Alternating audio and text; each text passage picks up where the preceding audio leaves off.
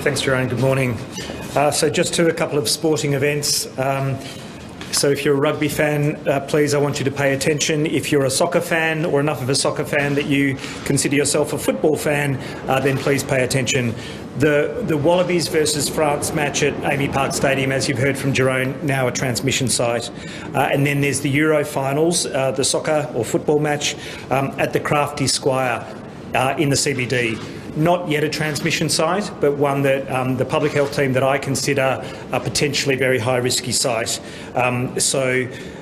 Firstly, my advice to those who've attended at Amy Park for the Wallabies versus France match: if you entered through Gate 7 between 7:56 and 8:13 p.m, you must immediately isolate, get tested and quarantine. So that information will be up on the exposure site list online, but 7:56 to 8:13 p.m.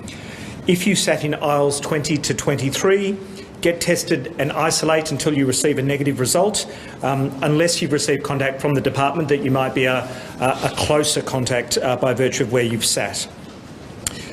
If you sat or entered elsewhere and you have any symptoms at all, please get tested.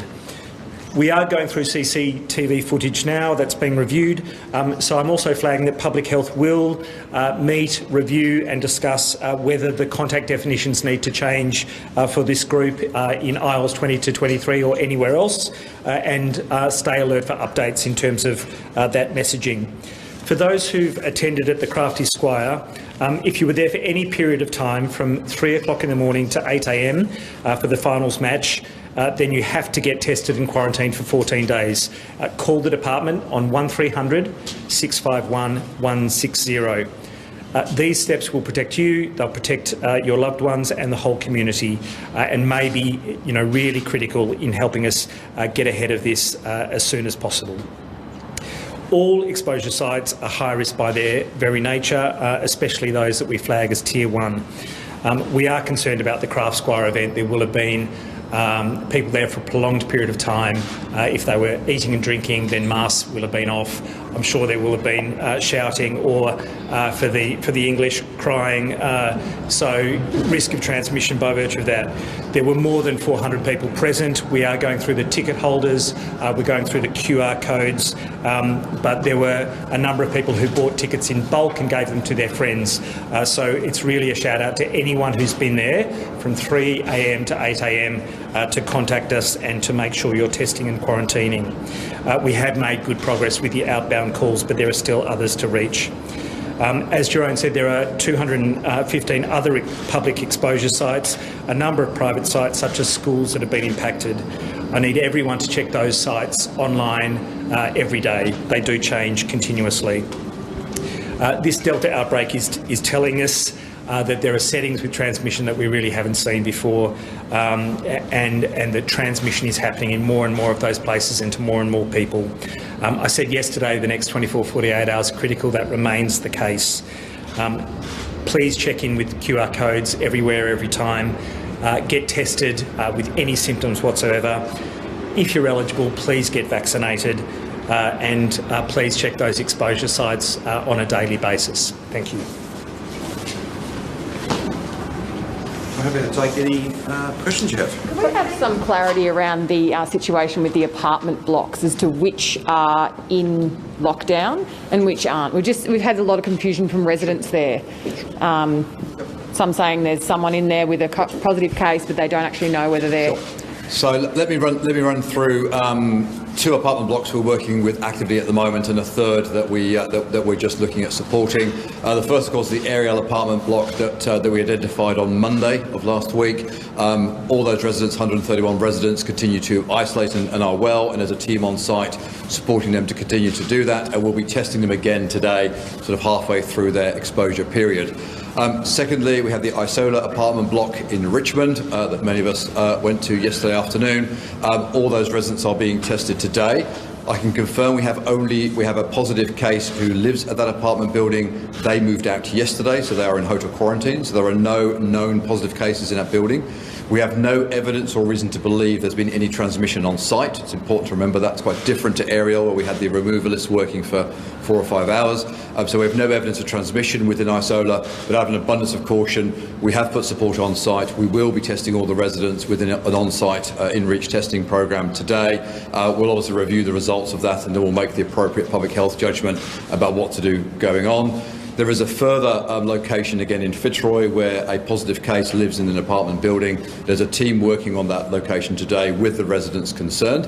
Again, I stress at this point, having a positive case living in a building does not mean the entire building has been exposed. We will take a location by location approach to assess the level of risk, both the individual and to anybody else around there. Where we need to put additional measures in place, we will absolutely do that, as we've done repeatedly over the last few weeks. So specifically which ones are in, can you just, so that people understand which is in lockdown, which isn't? Right, so to be very clear, so the aerial apartment building continues to be in lockdown, so all those residents have been instructed to isolate, and they continue to isolate for their 14-day period. At this point in time, the Isola apartment building on Burnley Street is in lockdown, so we've asked those residents, told those residents to isolate for 14 days.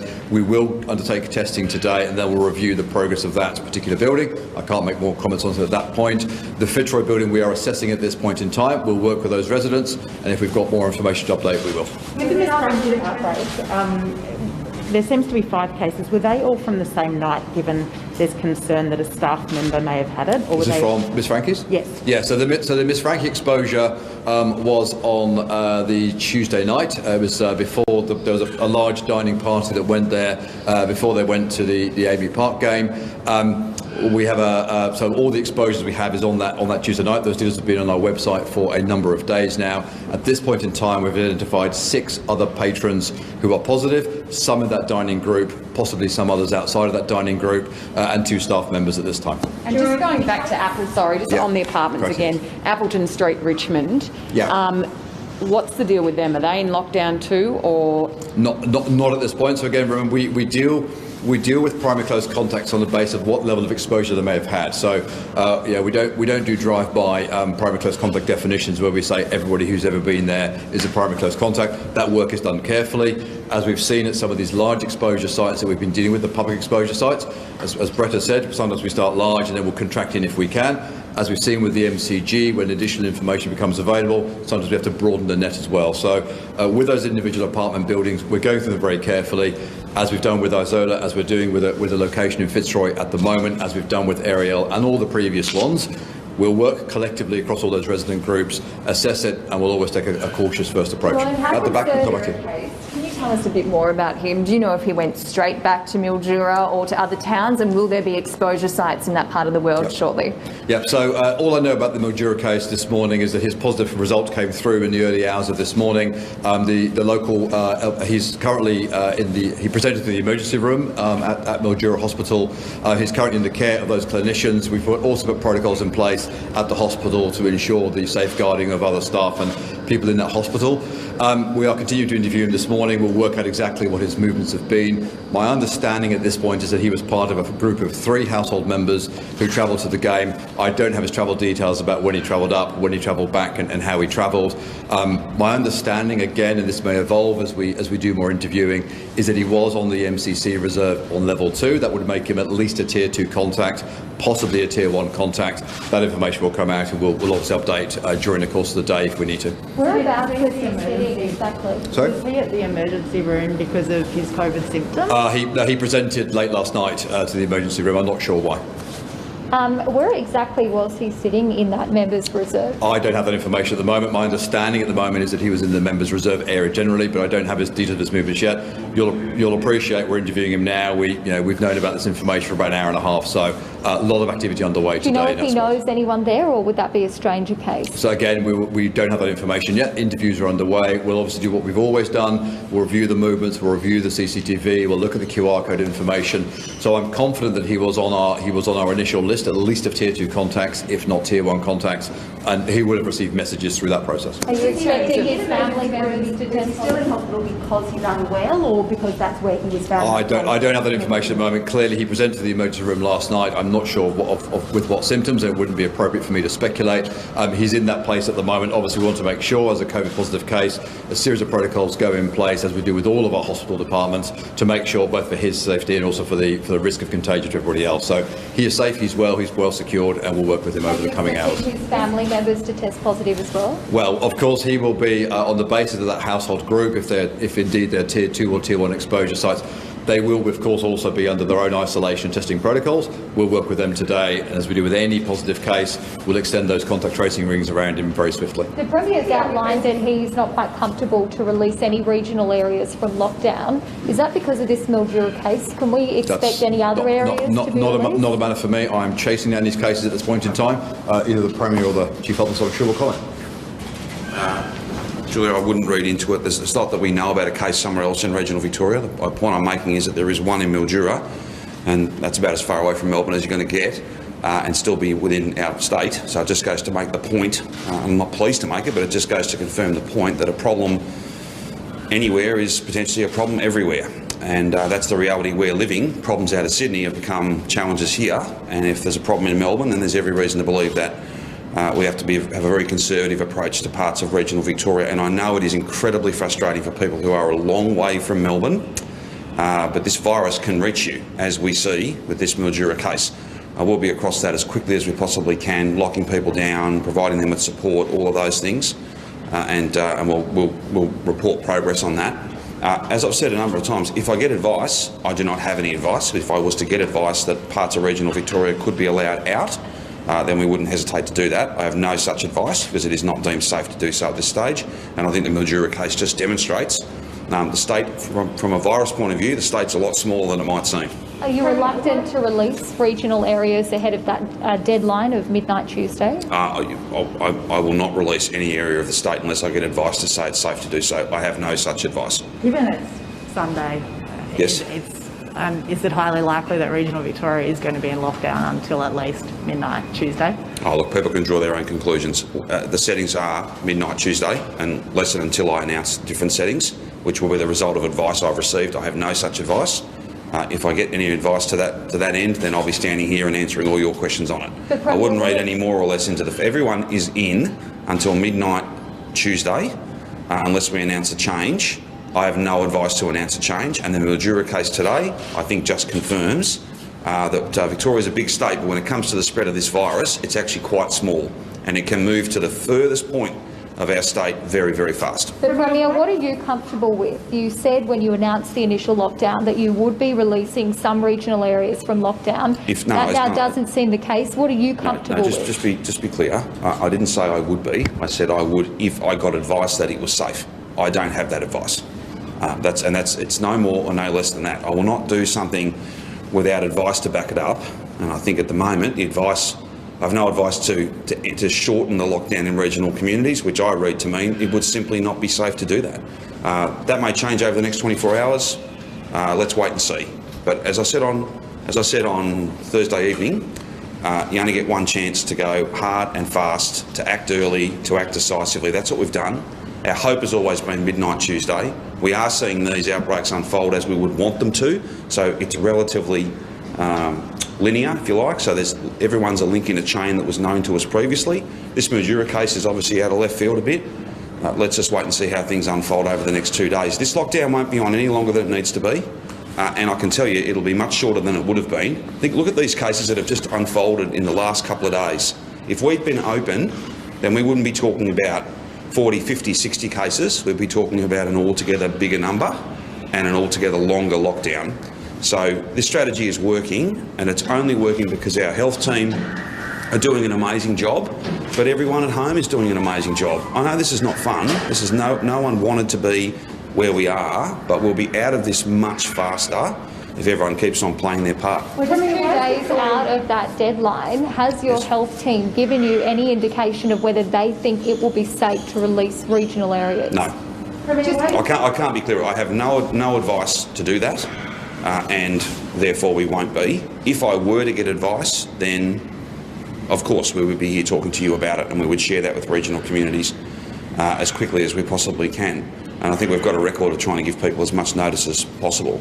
The next 24 hours, the next 48 hours are obviously critical, not just in the centre of Melbourne, but right across our state. And I would have thought that a case in Mildura, a long way away from Melbourne, just makes the point that our state, we are a big state, but when it comes to the spread of this virus, it's actually a very small task, a very easy thing for this virus to get from one end of Victoria to the other. It's got from Sydney to Melbourne pretty quickly, so, you know. He is definitely a Mildura local and not someone from Melbourne who's gone up there to a holiday I understand house.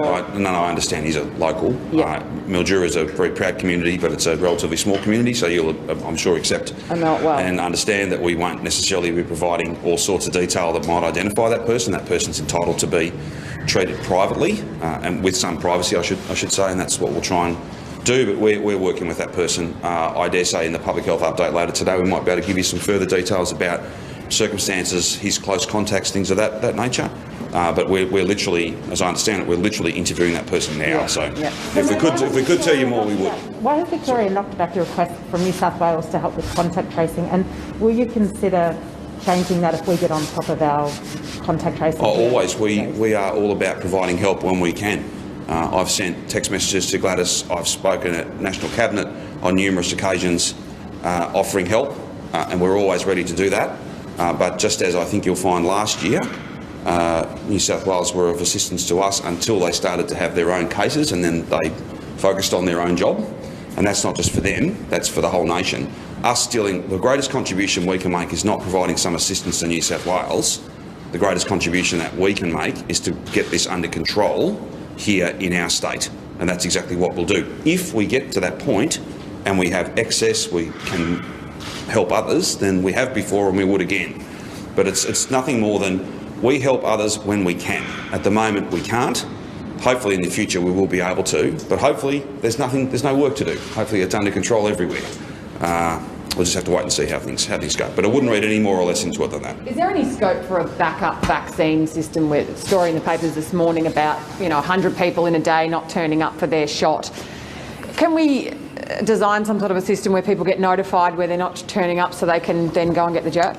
Well, look, I just make the point, we don't draw the vial until the person's there. So the notion that because someone didn't turn up, but I'm not encouraging people not turning up, but the notion that because a person didn't turn up, that vaccine is wasted is simply wrong. But in terms of getting it speeded up? Well, yeah, of course. We're always looking at different ways of doing things. It's obviously different with different products. So when you come to AstraZeneca, just sort of dragging people off the streets a little bit challenging. They need to have had a conversation with their GP. They need to be clear that it's safe for them. But look, we're always looking to try and refine things, and we've made lots of changes over the journey. That's why Victorian state-run clinics have done more jabs than any other state-run clinics anywhere in the country, and we aim to keep playing our part. So we'll always look at ways in which we can improve. But I just don't want anyone thinking that there's a whole lot of syringes waiting, and if the people don't come, the whole thing goes in the bin. That is not the way that it works. Premier, how much will the situation in New South Wales impact on your decision around whether to extend or whether to lift lockdown? We could get on top of this outbreak here, but if they're not on top of it, there's always that risk that it comes over the border again. Is that going to make you hesitant to lift lockdown? Yeah, look, I don't want to be drawn into a kind of implied criticism of New South Wales, but I'm not assuming, I don't think anybody in New South Wales is assuming that what they're going through is going to be over or really in any way changed by midnight Tuesday. They're in it for the long haul, I would have thought.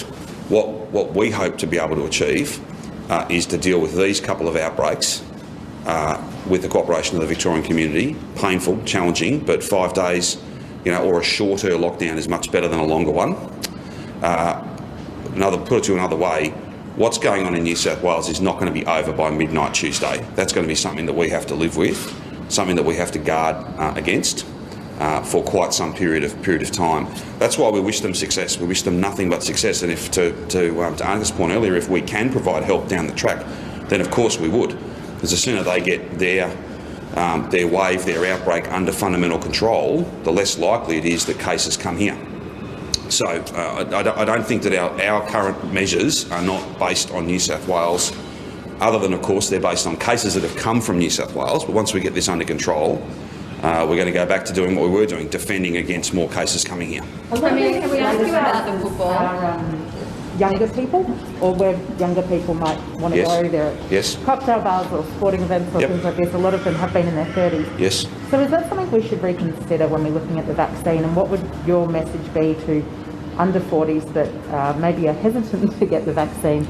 Is there still a message of get it if it's safe to do so? And should we consider changing our policy on this given the... Well, I would just make the point, between Pfizer and AstraZeneca and then of course Moderna coming later in the year, the vaccine is safe. The vaccine is safe. If it relates to AstraZeneca and certain age groups, then you should have a conversation with your GP. Not with your Prime Minister or Premier, have a conversation with your GP, and your GP will speak to you about what's safe for you. Look, there's a lot written about how there's large groups within the community that are hesitant to get the jab. That's not the experience that I'm seeing. I think there are many, many more people who want the vaccine now than we have vials to give them. That's not something that I can answer for. That's a Commonwealth issue. The only limiting factor here is not the number of people who want the jab, not the number of staff to do it. It is the number of vials, the number of boxes of this stuff, crates of this stuff that we've got.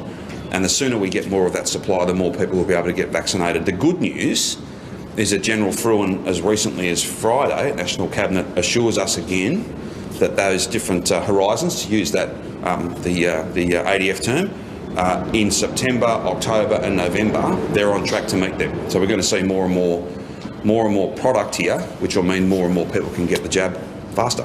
Any idea what's going on? Number of schools that have become affected? Pardon? Are you concerned about the rising number in schools affected? Well, we're seeing this Delta variant transmitted amongst younger people, amongst school kids, all sorts of challenges, right? This is a different thing than what we faced last year. I think it was the right call to follow advice and to close schools. We will hopefully have those open very soon. But there's kind of two ways you can do it. You can close all of them, or you can have them just close one by one by one, have the community's confidence undermined, have a real sense of concern, but teachers and staff and parents, should we be going to school? We thought the better thing to do, because it was for a short period of time, to make that call. I'm not for a moment saying it's easy for homeschooling for parents. It's not easy for teachers and staff either, but I think we've made the right judgment.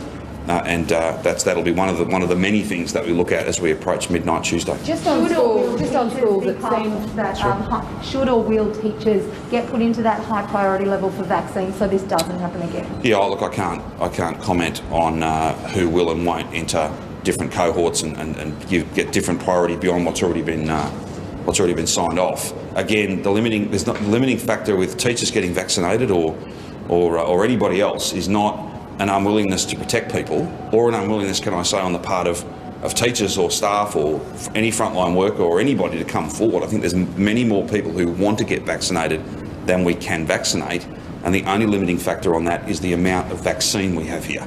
Nothing more, nothing less than that. Like, we've done well over a million in terms of just out of our state-run clinics. GPs, now very soon, community pharmacy, not just in the regions, but hopefully across the board, will be doing more. It's all about how much supply you've got. I think there's enough demand there. I think the sense I get is that many, many people want to get the vaccine because they know it's safe and they know it's there. It's them playing their part in us getting back to normal. Should we prioritise teachers though? Well, Victoria won't be prioritising one group over another in a one-off. We need a national framework, and we already have one of those, and that'll evolve and change over time, as it already has. I would, with the greatest respect, just make the point: you can prioritise journalists, cameramen, you can prioritise whoever you want. If you haven't got the gear, then it's a moot point. It's just words. What we need is the supply. That's supposedly coming in September, October, November, and then we'll be able to prioritise everybody, basically, and get as many people vaccinated as possible. Premier, Trinity students are sort of bearing the burden at the moment, being told to isolate, and their families to isolate as well. Yep. But other schools like Bacchus Marsh, who've had outbreaks, are not having that instruction. Is the virus spread differently through Trinity? Why are they? No, every case, every exposure site, every event on its merits, and I know that can be quite frustrating. And I've even had friends of ours who've been caught up in some of the activity that's occurred in that Oakley, Murrumbina area have rung me and Kath and said, oh, well, we got told one thing one day and something else the next.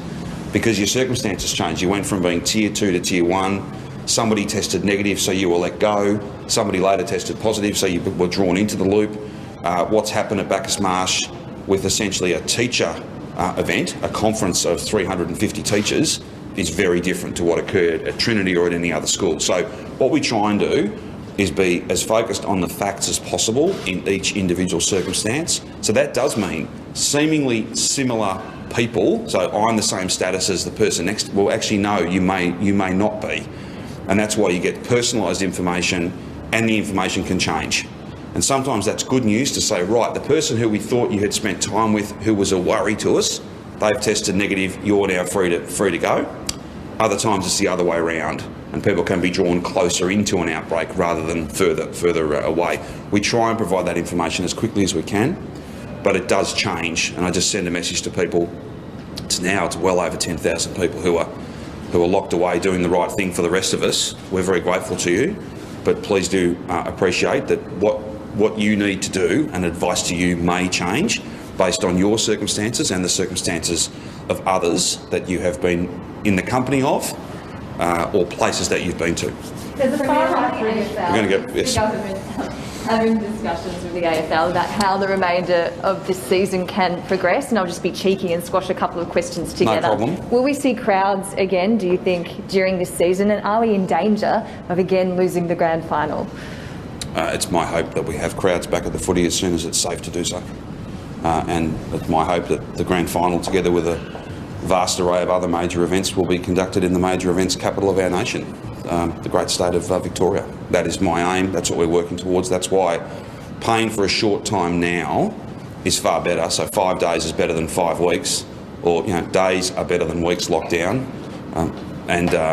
We don't want this to run. And what we've seen over these last 2 or 3 days, just in the number of extra cases, one of the reasons why I think we can have some confidence that it's tracking as we had hoped in that kind of linear fashion is because we're limiting movement. Driving in on the Monash today to come to speak with you guys, very, very little traffic.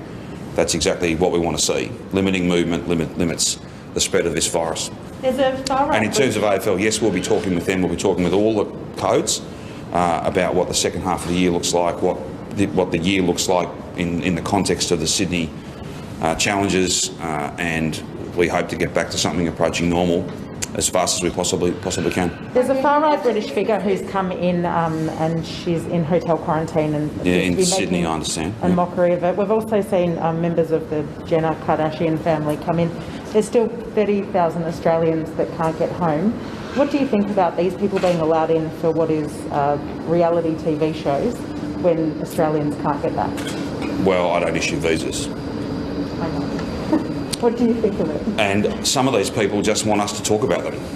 And that's why they perhaps take some of these outrageous positions. So I'm not going to feed that. I'm just not. If you want to know who gets in and why and how, then you need to speak to the immigration minister, whomever that is these days. The government exposure side is down right now. Do you know about that and why? No, I don't. Probably being updated. Probably getting a whole lot of new information put on it, I would think. I don't know. If it's happened while we're here, we can chase it up for you. Now, we can chase it up for you. You can chase it up. I'm not monitoring the website as I speak to you. Businesses clearly need time to prepare if there is going to be a lockdown extension. Yes. What is the latest time that we can expect an announcement from you? Look, we've always, and this has not always been popular, we've always waited to have the most complete picture. So I can't give you a time, but I think tomorrow we'll be able to share a bit more with people. But we will wait and try and strike that very difficult balance between giving people some notice but having the most complete picture from an epidemiological point of view. So the time is your friend in some respects. The more time you have, the more data you have, the better understanding you have about the spread of the virus and the greater assessment you can make in relation to risk. So we can expect an announcement tomorrow? I'll be out tomorrow and hopefully I've got some announcements to make. If I do, I do. If I don't, then it'll be the following day. We're just going to understand, and I hope people understand across the state, that we will give people as much notice as possible, but we'll follow advice, we'll do what's safe, but we will wait to see as much data, as much information as possible, and we will try and give people as much notice as possible, but that's very, very challenging. And getting this right is, can I say with respect, more important than giving people notice. It's dynamic, it's in fact faster moving than it's ever been, and that makes, giving people a really orderly picture of things quite hard. And just for clarity on that removalist ban, Yes. what happens if removalists were booked before the ban was introduced? And are you granting any exemptions in regards to that ruling? When you booked it, won't matter. You'll need a permit. You need a current permit. As far as exemptions go, as I understand it, we have a process to work through any individual circumstances, and I don't think we have granted any exemptions yet, but we certainly have a process to look through. And if there was, to look through those individual circumstances, if there was extreme hardship, then we would look at that. We're not unreasonable, but it's also, I don't think it's unreasonable to say this is, by virtue of the nature of the work and past experience, this is a higher risk activity, and we just need to do everything we can to try and de-risk it, which is what we are doing now. And I want to thank the freight industry, who really have stepped up. There's extra testing sites, roadside testing, extra testing that's going on, and I'm just delighted that the freight industry, through the Transport Association and others, have stood up and agreed to do that extra testing. It's in the national interest. Last night, the Amy Park, a lot of sites there were upgraded, Gate 7 for instance, but the AFL seemed to have advance warning of this. Earlier in the day, they announced that a number of their players had been to these sites and had to be tested and return a negative test. Is the AFL getting a heads up before the general public about these exposure sites? I see a bit of reporting about this. It's simply wrong. It's simply wrong. It's not like coronavirus landed yesterday and this is all new. Like the notion that a big professional sporting organisation like the AFL, who are national and who've dealt for 18 months with border closures and outbreaks in different parts of the country, it is not beyond a group like that and many others to make decisions in anticipation of things that may or may not happen. For instance, we had people fly from Adelaide recently on a punt and then were flown back without playing a game. So just because people happen to sometimes get it right or not doesn't mean that they had an inside running. We stand here and we are very keen to make sure that everybody knows as much as we can possibly share with them as quickly as we possibly can. So I know there's been a bit written about that and there might be some views. I'm just saying that from my point of view that's just simply wrong. But it's not like they're dealing with this stuff for the first time. They've been dealing with it for 18 plus months, and sometimes they'll make a call. Sometimes they'll probably, maybe, dare I say it, be able to read the play. That's just the nature of these things. Premier, it's been an intense few weeks back at work for you. How's your health and your back holding up? Yeah, good. My back is fully healed. My ribs are not. So it's a joy to stand here before you for lengthy periods of time. It's good. It's good. It's doing my posture the world of good. Dare I say COVID's not a pain in the back for you like it is me, Premier? No, it's a pain for everybody. I think one way or the other.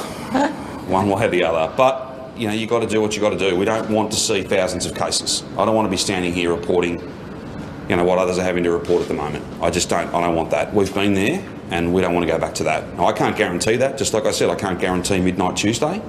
But what I can guarantee every Victorian is that we will follow the advice, we will do what needs to be done. And these cases started in Sydney, they will end here. Be in no doubt about that. And then we'll go back to defending the border, because what's happening up there will not be over before this outbreak's over. So it's an ongoing thing. It's that sort of vigilance that we're all going to need to show for many, many months until, of course, we get those supplies of vaccine and we get that pent-up demand, all those many millions of Australians who want to get vaccinated, we get them through that vaccination program.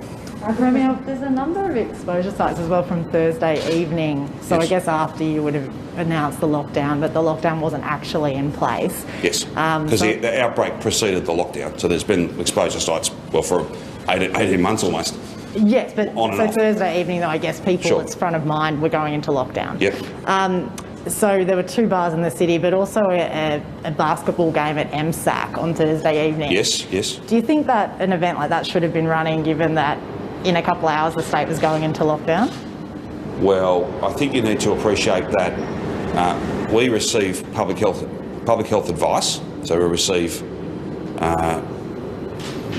Many people think it's a menu. It's not so much. It'll be, here's what we think we should do. There's always a discussion about whether you could do more, but here are the things you should do. Here are the things the government should say yes to. From memory, that was at Cabinet Committee meetings sort of 3, 4, 5 o'clock in the evening, around that time.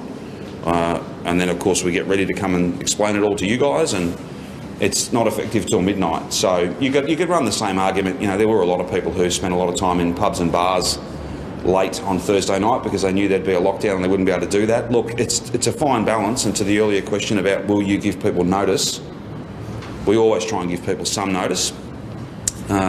You could do a snap thing at 6 o'clock or whatever it might be, That does have a lot of inconvenience, but I don't think that would necessarily have addressed your issue. I guess I'm not talking about a government intervention, but is it on people themselves to say, wait a minute, maybe I shouldn't go play this game of basketball? Oh, look, I think that in general terms, I think people are very attuned to the rules. I think venues are very attuned to the rules. And I think everyone tries to work as hard as they can to make sure that every event, regardless of its setting, is as safe as it possibly can be. I wouldn't think MSAC was any different. Can we ask Jerome? Sorry. You most certainly can. Jerome, on exposure sites, now that we have more than 200, are there some delays? We're hearing some concern, particularly from the Bacchus Marsh community, about they're aware that cases have been to places like gyms that aren't up there yet. Is there some delay in getting them on the website? No, I don't. We're not seeing that. We're not hearing that. And of course, we always, and we have to prioritise what are the exposure sites we're really going to drive proactively, and what are the ones we're putting out for the community to be aware of. And I went through my list earlier on. We have 8 public exposure sites where we've seen active transmission. We have teams actively driving those and making sure we pull all those personal close contacts out and get them tested and get them through. There are another 200 odd exposure sites which we're also very keen to ensure that people check, register and do the right things on. We get a lot of information from the community, and we've talked about this many times before. We really appreciate people getting out there and saying, this is the information I've got, putting it out for their own social networks, communicating whichever way you want to. The more information that's out there, frankly, the better. I would ask people to check with our information before you make a decision, as the Premier said, about what you need to do. Check the website and check any information that's being sent to you directly, because that may be different to what others are getting. Anything else for me? Colleague Professor Sutton's face was on mugs and bedding last year. Your face has turned up today on a cushion for sale. How does it feel being the pandemic poster boys? Yeah, I apologise. I think my mother's been getting carried away, so she probably set that up. So nothing to do with me. What I will say, in all seriousness, last night I dropped in at one of our testing sites, Denley Park. About 6:30. It was cold. It was dark. It was wet. And you have a group of people who've been there towards the end of a 12-hour shift just doing the most amazing work. And that's the people who really make a difference. The people in the testing stations, the people in the pathology labs, the people in our health services, they're the ones making a difference, and they're the ones we should be talking about and praising. Sorry, can I ask Jerome a question? Sure. The ABC has also been hearing concerns from the Bacchus Marsh community, and they themselves are listing, their own businesses online so the community can know. So are you falling behind to some extent, given the number of cases we're now seeing? No, I really don't think so. Look, we're reporting significant numbers of not only cases, but certainly personal close contacts, 14,000 or so today. Yesterday we were over 10,000. So we are seeing significant, a number of additional Victorians being brought into the outbreak and being asked to isolate and do all the right things. Certainly with Bacchus Marsh Grammar, we've tested 361 staff. They've all been tested. We have 6 positive staff, 1 positive student. We're now working our way through the student body. There's 2,300, I think, students at that particular campus. We're about halfway through getting their testing results through. That's a big cohort. We've had a lot of testing activity on site there. We've also working through their households. And look, and I get the fact that people are probably frustrated and saying, well, can you deal with me now? I want to make sure we've got full closure of that particular site, and then we'll assess what the next condition should be. But we're not falling behind. We've got a good grip on this. We've got a good grip on the many different strands of this outbreak. And as we've discussed earlier, it's a linear progression. We can see where it is, but we've got some quite far-flung places that we need to continue to get our arms around.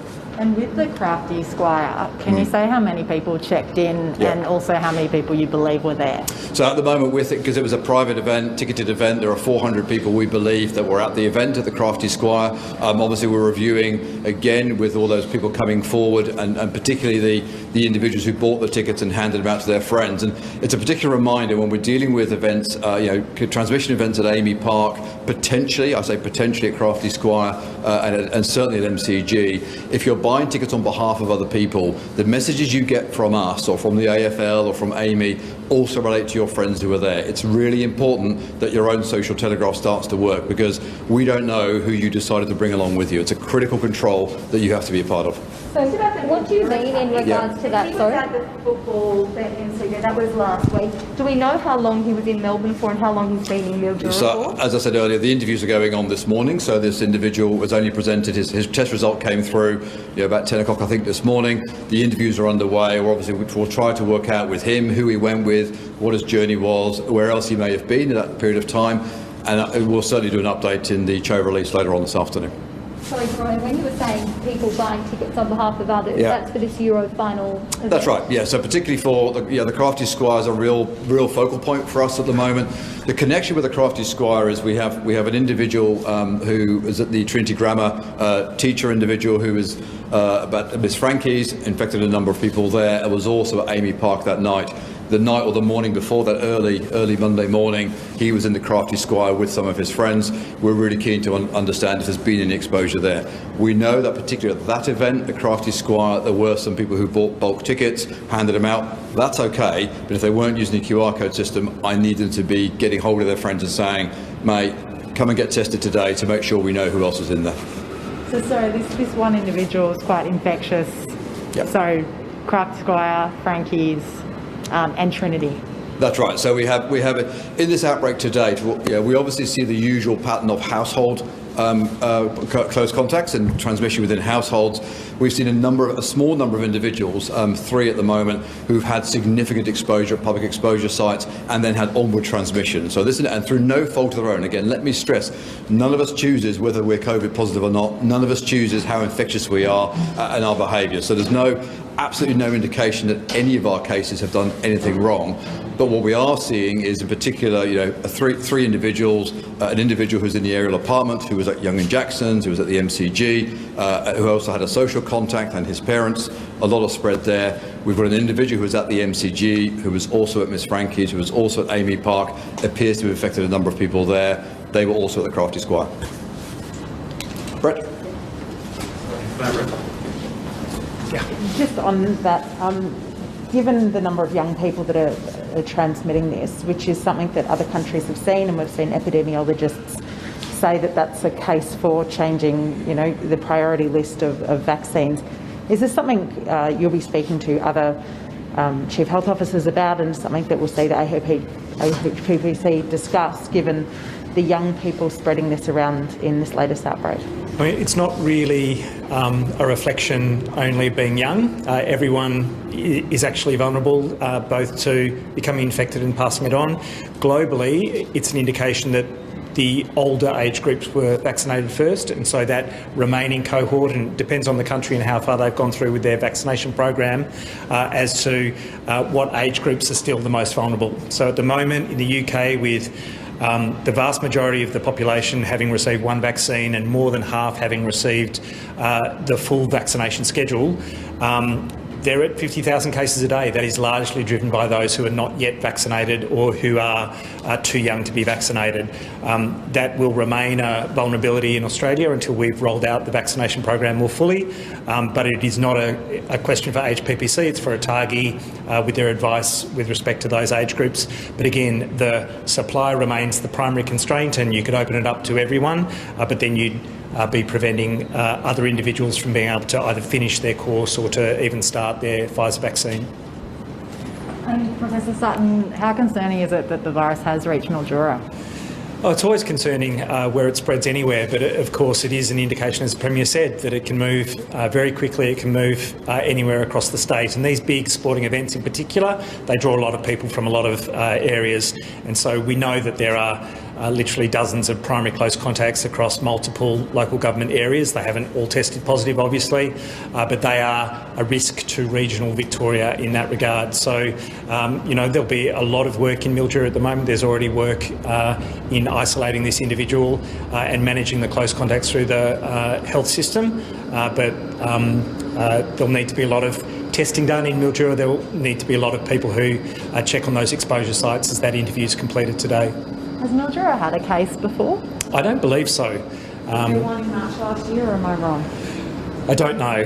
March last year was an eternity ago, wasn't it? Yeah, They certainly haven't had a Delta case. Yeah, right. Okay. Yeah. Any other issues of any kind? If I've not, got a few, but probably not for now. If not, thank you. We'll see you tomorrow. Thank you.